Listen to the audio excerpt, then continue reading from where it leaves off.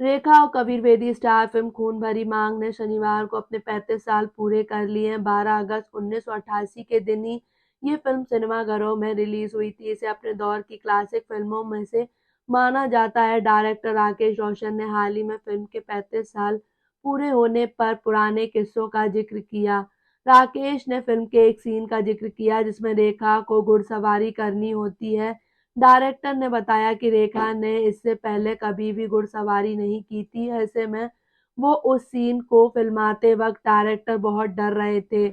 राकेश ने कहा, रेखा के पास चुनने के लिए एक ही रंग के 4 घोड़े थे।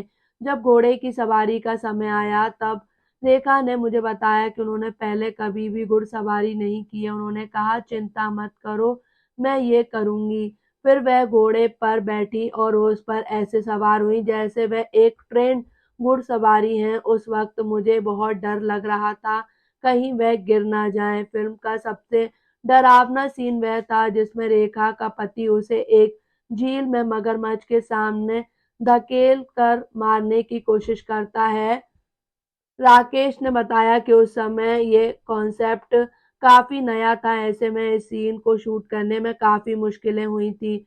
उन्होंने कहा, हमारे पास आउटडोर लोकेशंस पर शूटिंग करने का समय नहीं था। हमें कुन्नूर के एक छोटे हिल स्टेशन पर शूटिंग करनी थी। मैंने अपनी टीम के लोगों को आउटडोर लोकेशन खोजने के लिए कहा था। जब हम पहुंचे तो पता चला कि वहां पर कोई होटल नहीं है। ऐसे में वहां पर धर्मशाला जैसा 100 कमरों का एक गेस्ट हाउस था, इसलिए मैंने पूरा गेस्ट हाउस बुक कर लिया, उसे पेंट करवाया। रेखा और कबीर इस सेटिंग से खुश थे। बातचीत के दौरान जब राकेश रोशन से खून भरी मांग के रीमेक को लेकर सवाल किया गया तो इस पर डायरेक्टर ने कहा, क्लासिक्स को कभी भी दोबारा नहीं बनाया जा सकता। राकेश ने आगे बताया कि वह फिल्म खुद गर्ज बनाने के बाद कुछ अलग करने की कोशिश करना चाहते थे। उन्होंने कहा, मैंने खून भरी मांग की कहानी पर काम किया। स्क्रिप्ट पूरी करने के बाद मैं रेखा के पास गया। नरेशन सुनकर वह काफी एक्साइटेड हुई थी, वह फिल्म करना चाहती थी।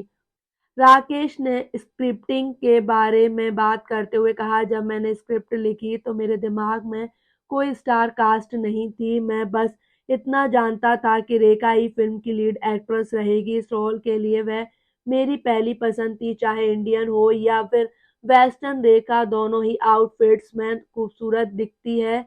इस तरह फिल्म उसकी लेडी मिल गई थी।